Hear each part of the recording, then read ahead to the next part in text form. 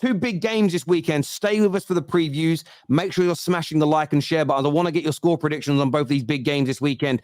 First one, George, Tottenham versus Manchester United. You must be supremely confident ahead of this game. I haven't seen you smiling for about like 6 months, George, to be honest. Me and Steffi were talking about this earlier. I don't know what's going on. It's not. I can hear you now. I can hear you now. Yeah, no, I'm not gonna sit here and say I'm supremely confident. That's a wild shout. We're still a new team. We're still playing under a new manager. I like the way we performed against Brentford. I didn't expect us to go out there and smash them away. Brentford are a very good team at their home ground, and that's why none of the top teams really got results at their ground last season. So there's a lot to improve on. I still feel like we've got a problem in our front line with Richarlison.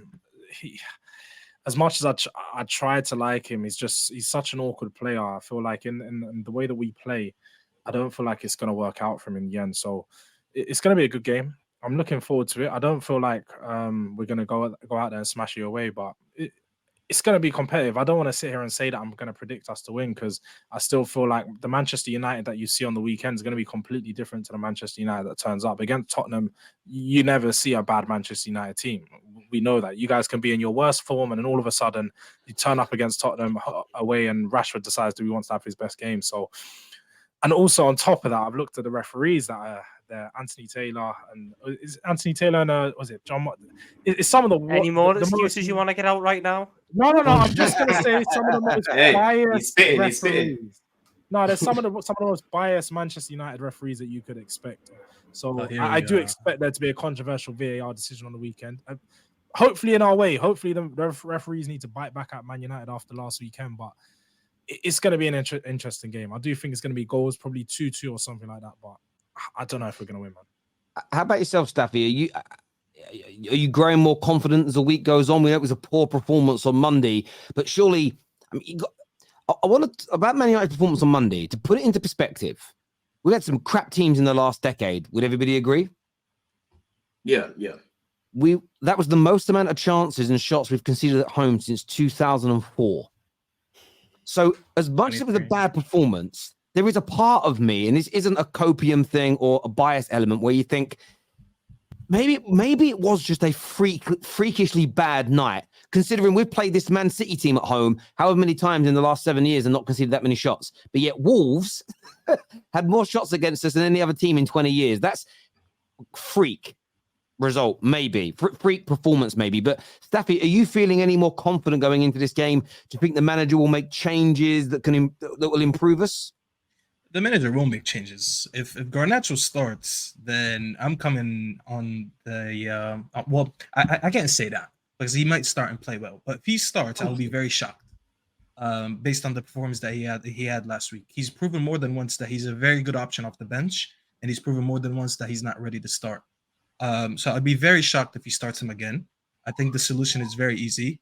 We need an extra body in that midfield. So until we get that from maybe like one of our returning injuries, we're gonna. I 100% think he's gonna start Sancho in the false nine. He needs to get Rashford involved in the game.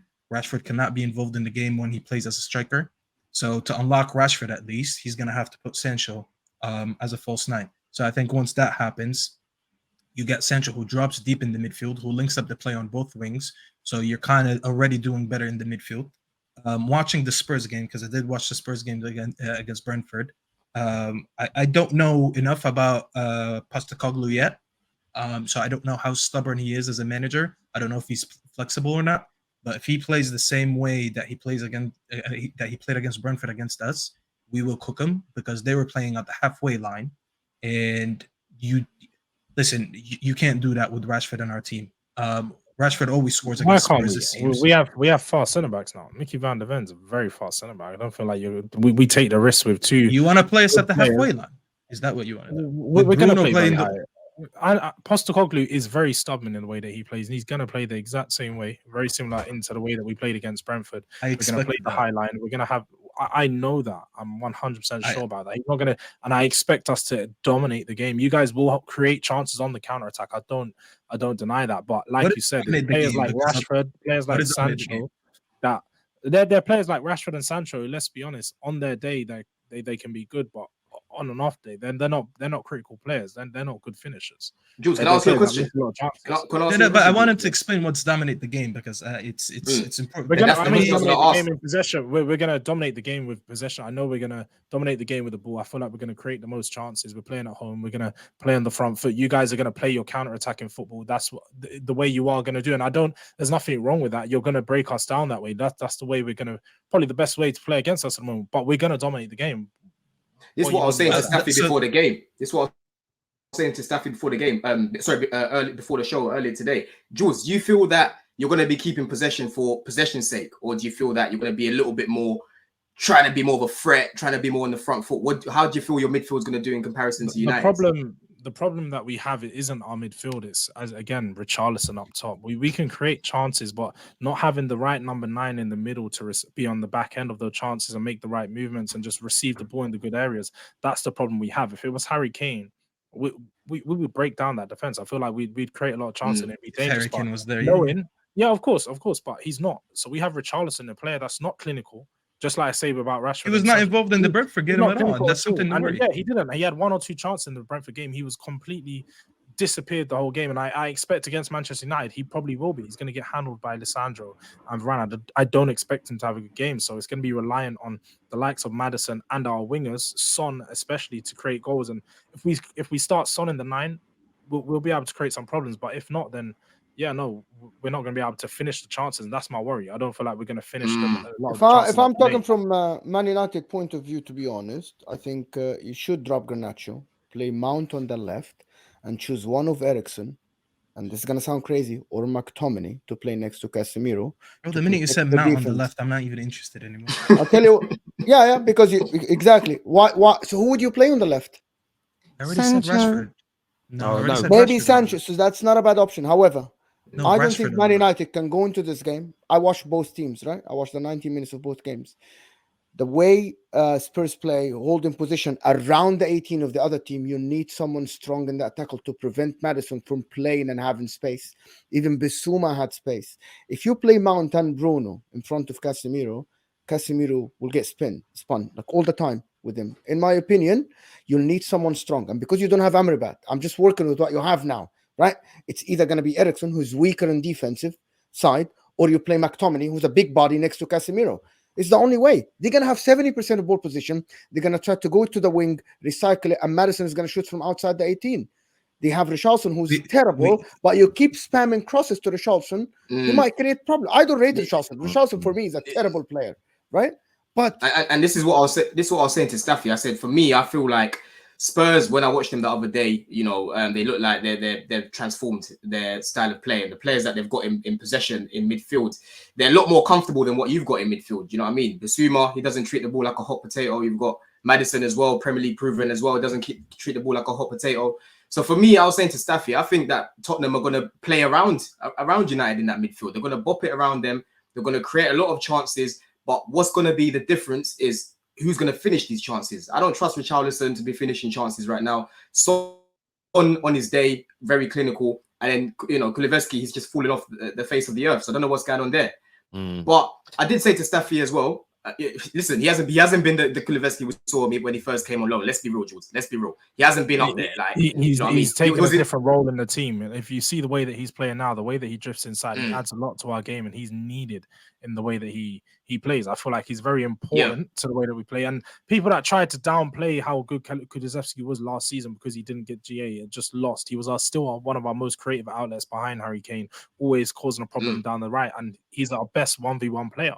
He needs to be in our team. And people listen. You watch your team more than I do. But like I said, from the Kulu that I saw when he first came to the Kulu that I'm seeing now, I'm seeing a bit of a drop off. But like I said, I do think United will probably get a goal or two. But I think that Tottenham are just going to have too much in the middle there. You've got players that are really comfortable in the ball. I think they're going to create a lot more chances, and it's just up to the finishers. Can they finish these chances? I think that's where the game's going to be won or lost.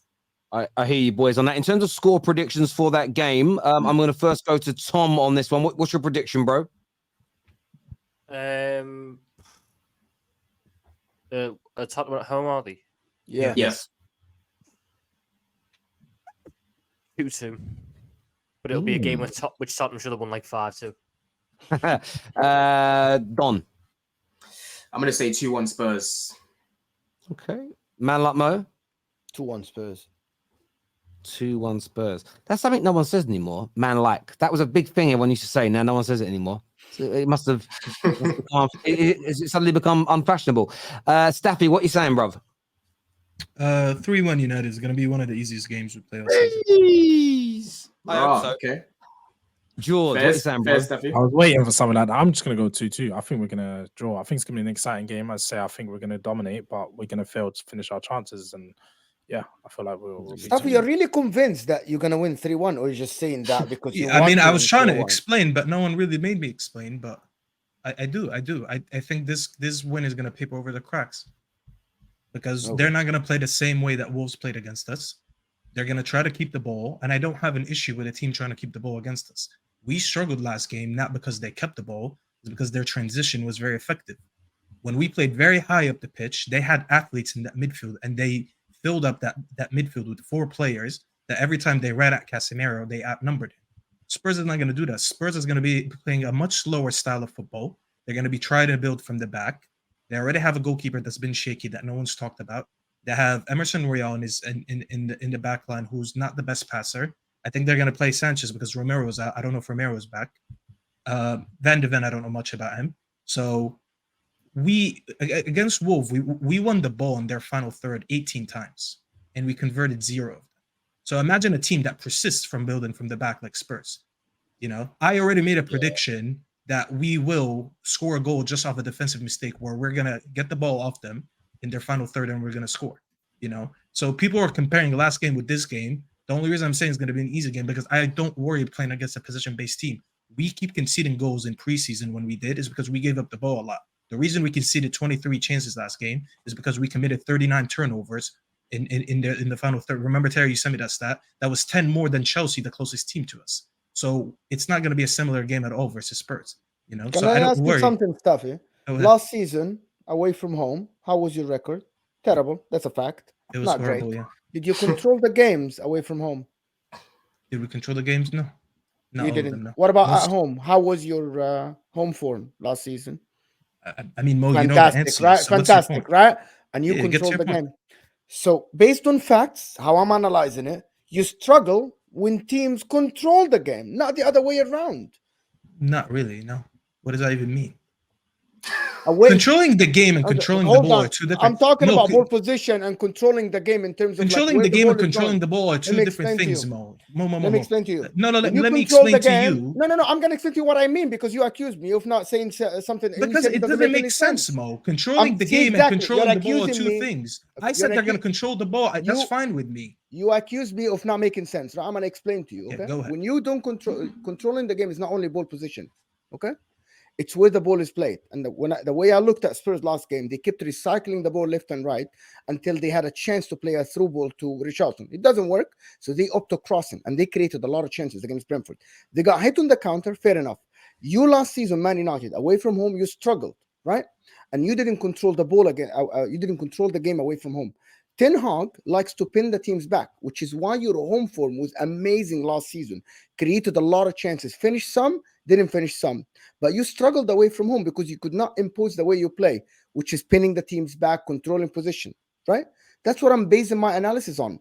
It's not based on counter Just attack. in interest of time, guys, because I've actually got a prior engagement that started 10 minutes ago, and I want to finish the show properly. I do get where you're coming from, Mo.